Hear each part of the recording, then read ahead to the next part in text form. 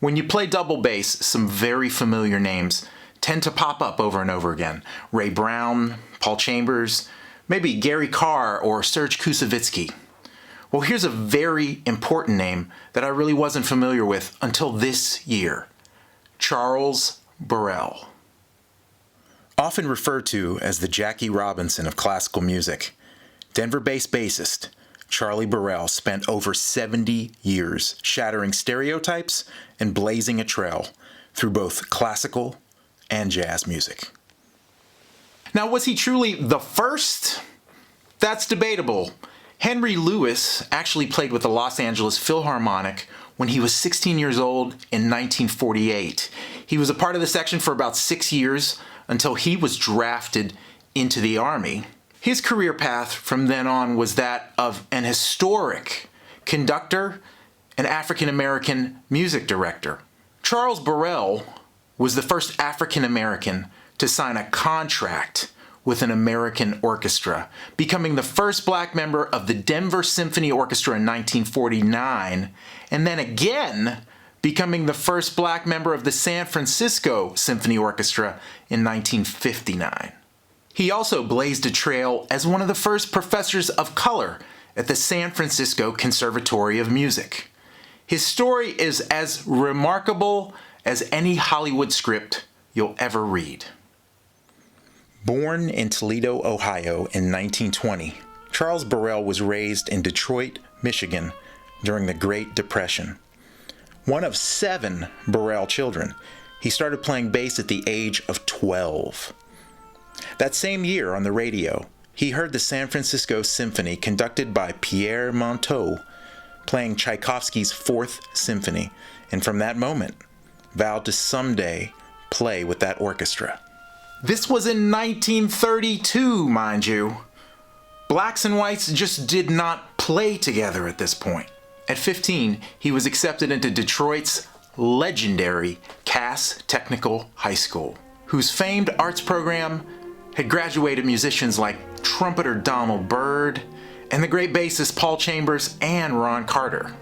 He would play in Detroit's All-City Orchestra and study with members of the Detroit Symphony while working odd jobs and continuing to face bitter discrimination, a regular part of life at that time. Now, imagine if your bass teacher agreed to teach you private lessons only if you promised to never try to play the classics. Or maybe you show up for a lesson one day and you're required to play the song Old Black Joe over and over and over again. It was an uphill climb. When the U.S. entered World War II in 1941, Charlie joined the Navy and went to Great Lakes Naval Base in Chicago, playing jazz alongside trumpeter Clark Terry and trombonist Al Gray. He attended Wayne State University in Detroit after the Army, but was heavily discouraged from ever becoming a music teacher. So he packed his bags and headed west to Denver in 1949.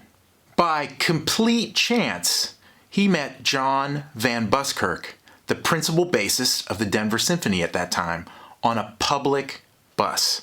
This led to a few private lessons with him, which led to him having an opportunity to audition for the Denver Symphony under conductor Saul Caston. In a real-life parallel to Jackie Robinson's story, his 2-hour audition was, in his words, 1 hour and 55 minutes of interrogation. Caston drilled him about his background, his thoughts on race, and how he might react in a given situation with the symphony. With the last 5 minutes of the audition, he played a 2-octave G major scale in whole notes and was hired on that same day. Now, this was only the first step. At that time, the Denver Symphony was just a few steps above being a community orchestra. Their full season was about 12 to 14 weeks every year. Charlie Burrell had to find a job to make ends meet, and it just so happened that the auditorium that they rehearsed and performed in needed another janitor and stagehand. Yep, what I would do is get down there normally at 6 in the morning at the auditorium and practice until 8 o'clock and work as a stagehand from 8 o'clock till 9:30. then go for the rehearsal, which was right there, with the symphony from 9:30 to 12, and come back at 12:30 and work as a janitor till 3 or 3:30. Mr. Burrell also supplemented his income by playing jazz after hours in Denver and becoming a part of both scenes, jazz and classical, for decades. The list of people he's gotten to play with over the years reads like a who's who of jazz. Earl Father Hines, Thelonious Monk, Bird, Billie Holiday. Over the years, he's even given private lessons to bassists like Major Holly and Ray Brown. He even auditioned for Duke Ellington's band at one point. It was at the age of 40 that he had the chance to fulfill his childhood dream and audition for the San Francisco Symphony Orchestra. And in 1959, he won a seat. Always hustling. He also played with the San Francisco Opera and made jazz gigs in town during this time. During the course of his tenure with San Francisco, he made it from ninth chair all the way up to second in the bass section, but all it took was one big earthquake in 1965, and the next day he quit that symphony and went back to Denver. He resumed playing with the Denver Symphony, which would eventually become the Colorado Symphony Orchestra, and was a familiar sight on the jazz scene, his trademark cigar between his teeth. He retired from the orchestra in 1999, but continued to make jazz gigs around the area.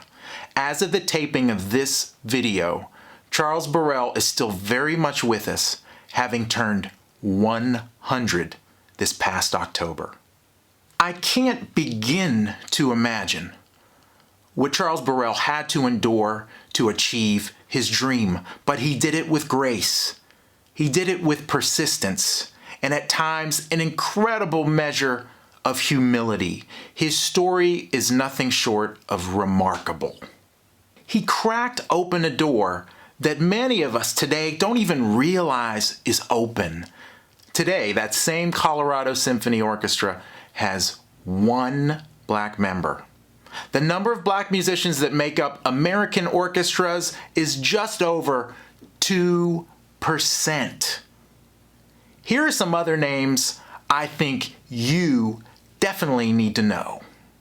As a kid, the black professional musicians that I knew of were Joseph Striplin, violinist of Detroit Symphony Orchestra, which I later joined, and James DePriest, the conductor at the time of Winnipeg Symphony, when I saw him as a kid on PBS conducting Mahler's Fourth Symphony, and I just fell in love with the piece and felt that I then had permission, to pursue classical music, despite, what my peers were doing around me. So it's pretty interesting that, we might see people who somewhat look like us and think that that gives us permission when, we should at the same time have the gumption to live out our dreams and pursue them no matter what, even if we don't see role models that quite look like us. America's a great country. We have our awkward moments, and we're trying to get past them all, but it's always going to take time, isn't it? It's kind of too early yet to say that black representation in orchestras is going to be, what it is across America. It just takes generations, and of course there's so much stereotyping of classical music and classical musicians that are overcome, when we ourselves as musicians try to make this much more broad-based and accessible and less about Europeanness and more about humanness. So, these are things that we can do because we're, as black people, looking at classical music very universally. So I think we can carry that forward. I think we can translate some of the values of classical music in universal terms so that anyone can approach them, and that's what I've been doing and hope others do. I did share a similar dream as Mr. Burrell. When I was a young child, I heard the Cleveland Orchestra in Severance Hall for the first time. Maybe I was about 9 or 10 years old.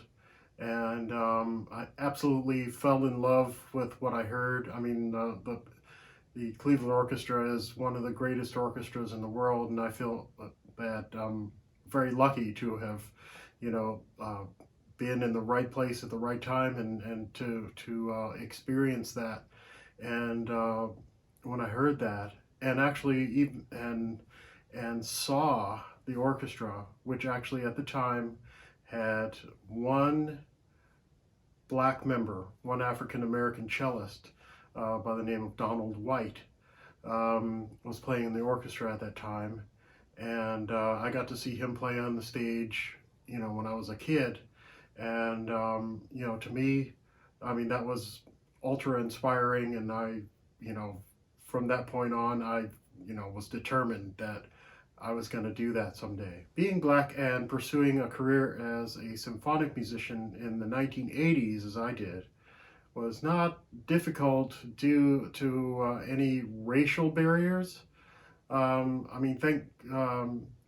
Thankfully, by the time I had come along, my predecessors, such as as I've mentioned before, Donald White, who was the first black cellist or black musician actually hired by the Cleveland Orchestra in 1957, had sort of paved the way for musicians such as myself. Here in the Pittsburgh Symphony, when I joined in 1996, I was one of 4 African Americans in the orchestra.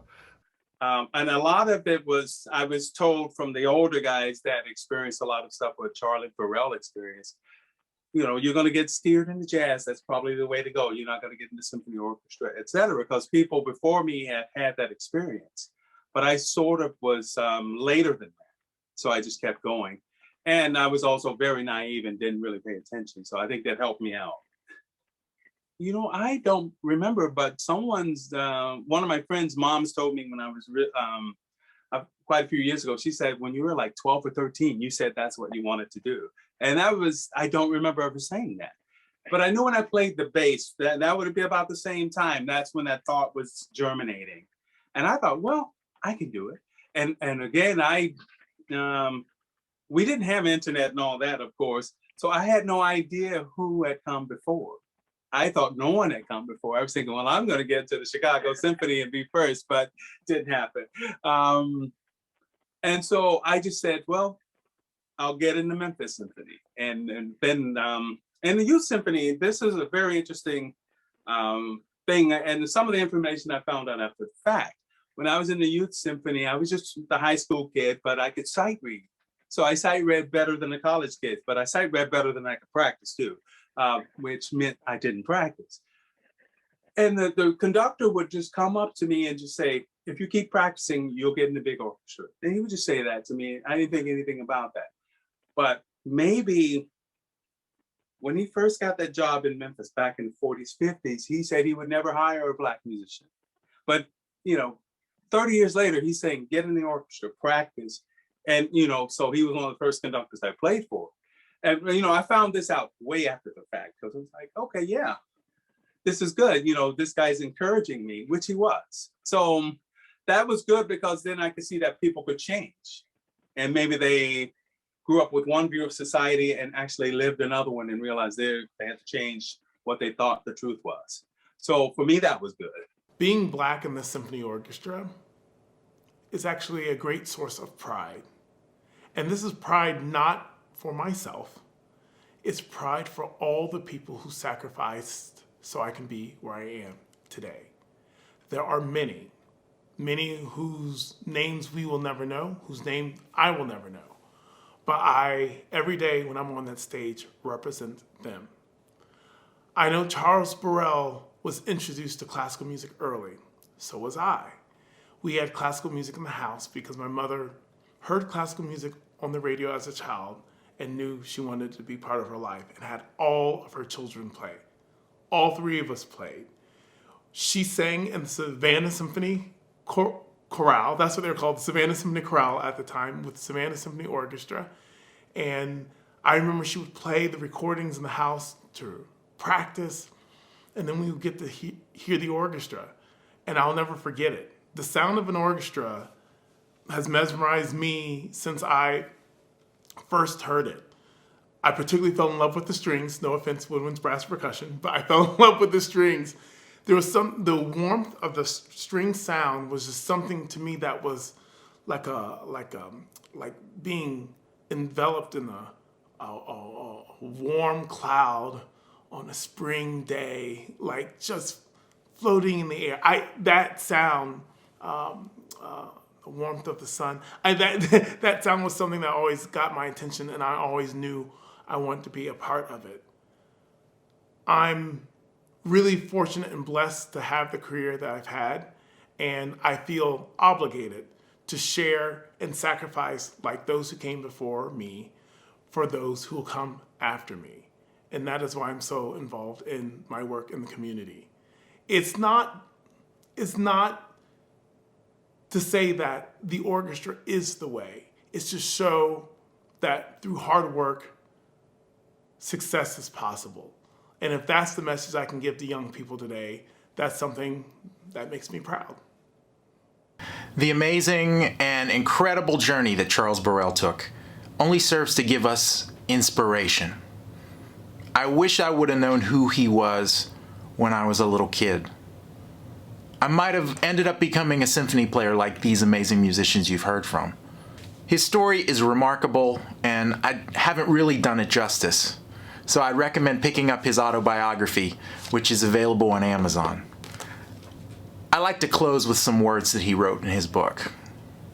The bass has always been my mistress, and what the bass entailed, which was music, has been my mistress from the time I was 12, and nothing got in my way. And the people along the way helped me. But the main thing, I never thought about quitting music. I don't even think about it now. And I'm 100 years old. I'm still trying to play a little blues and having a good time doing it. That's the nature of what I do. That's how simple it was. There was never, absolutely never, any possibility of quitting music. I didn't think about it. But I would rather give up my life than give up music, because that is my life. And the people who have been around me have realized that my best feature is playing. They love to see me play because I have so much fun. And I enjoy every second of it. When I'm in the jazz scene, no one has more fun than old Charlie. Thanks for watching. If you liked the video, I'd really appreciate it if you could give me a thumbs up. And if you're not a subscriber and you like jazz, bass-centric content coming at you all original every single week, then please click on that subscribe button. Until next time. Take care of yourself, and